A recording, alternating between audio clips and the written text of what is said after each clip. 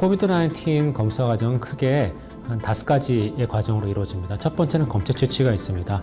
검체는 각각의 환자의 증상과 질병 시기에 맞는 검체를 채취를 해야 됩니다. 감염 초기에는 상기도 검체가 가장 검사에 적절한 것으로 알려져 있어서 나소파링지얼 스왑을 주로 이용을 하지만 감염 후기가 되면 일부 환자는 폐렴과 같은 호흡기 감염을 동반합니다.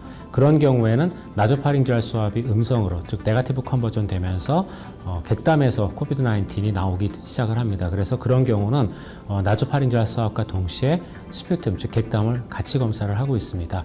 각각의 채취한 검체는 코비드-19을 검사할 수 있는 기관으로 옮겨지게 됩니다. 이송하는 방법은 4도식 냉장 보관 형태로 이송을 하는 것으로 되어 있습니다. 코비드-19의 경우에 있어서는 RNA 바이러스이다 보니까 고온의 경우에 있어서는 쉽게 파괴될 가능성이 있습니다.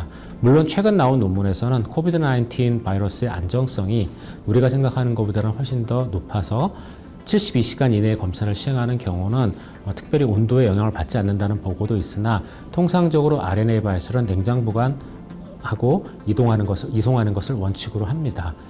검사실에 도착한 코비드-19 바이러스는 다시 또 3가지의 과정을 거치게 됩니다. 첫 번째는 핵산 추출입니다.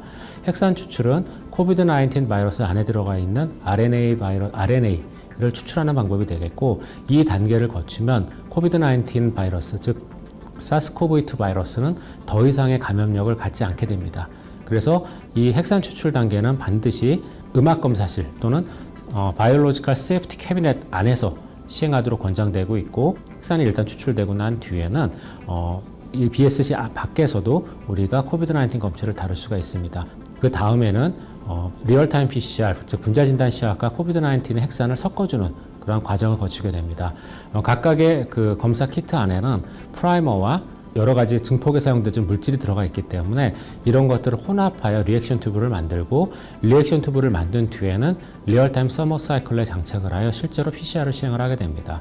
이렇게 해서 PCR이 끝나면은 끝난 결과를 코비드-19 이런 분자진단 검사의 전문가가 최종적으로 판독을 하고 그 검사 결과를 보고하게 됩니다.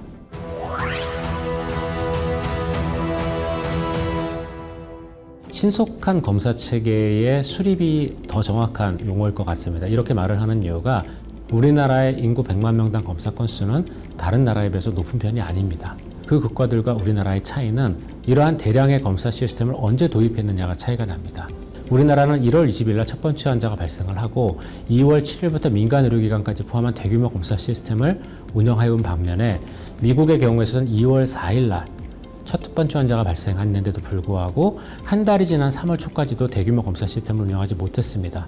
이에 따라서 코로나 바이러스의 초기 확산을 잡지 못했고 매주 거의 2배로 환자가 느는 그러한 그 대규모의 환자 발생을 제대로 잡지 못했기 때문에 그러한 검사 시스템을 얼마나 빨리 구축해서 운영하느냐가 코비드-19 관리에 있어서 중요한 차이점을 불러일으켰다고 생각을 합니다.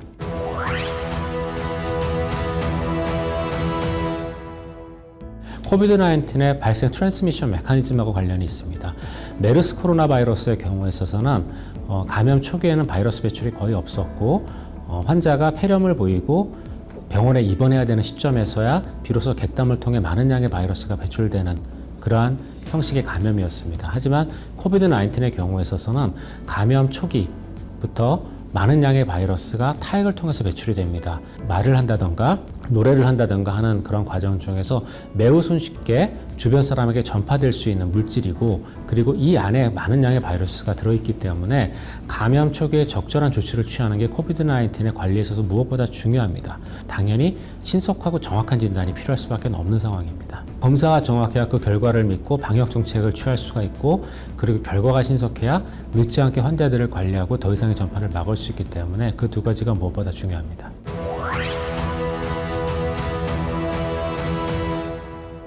코비드-19 같은 경우에는 재생산 지수가 2.7 정도로 알려져 있고 대략 3에서 7일마다 환자가 2배수로 증가한다고 알려져 있습니다. 만약에 검사의 민감도가 낮으면 코비드-19을 갖고 있는 환자 중에 일부를 놓치게 되고, 그렇게 놓친 환자들의 경우에 있어서 본인들은 검사 음성이라고 생각을 하고 지역사회에서 활발한 활동을 하게 될 겁니다.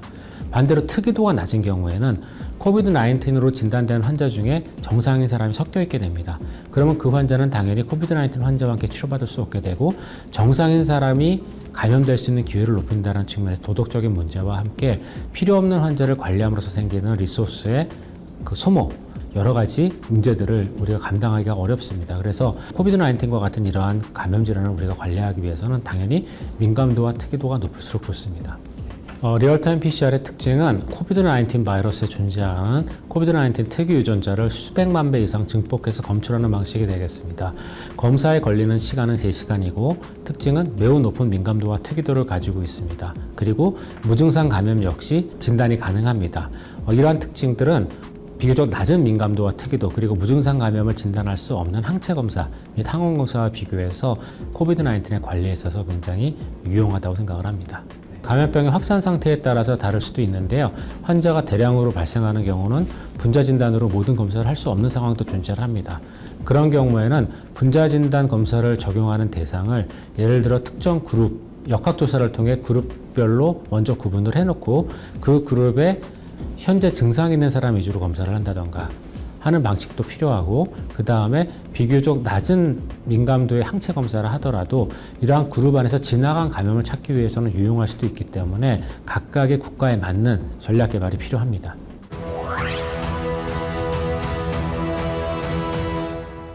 개도국의 경우에서는 충분한 검사 역량을 확장하지 못한 국가들이 많은 것으로 알고 있습니다.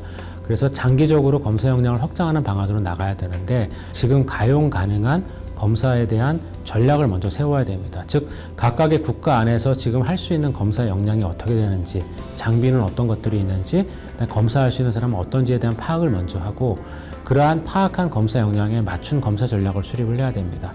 예를 들어 리얼타임 PCR 같은 경우는 한 키트가 하나의 검사를 할 수가 있지만 풀링 검사라고 해서 한 번에 5명 내지는 10명의 검체를 하나의 튜브에 모아서 검사하는 기법도 지금 현재 평가가 되어 있는 상황입니다. 클러스터의 발견이라는 어떤 컨셉을 적용을 하게 되면 당연히 항체 검사도 이용할 수가 있습니다. 그래서 각각의 국가에서 일단 가능한 자원에 대한 파악을 먼저 하고 그 자원에 따라 검사 전략을 각 국가별로 걸맞게 세우는 것이 무엇보다 필요할 것으로 생각을 합니다.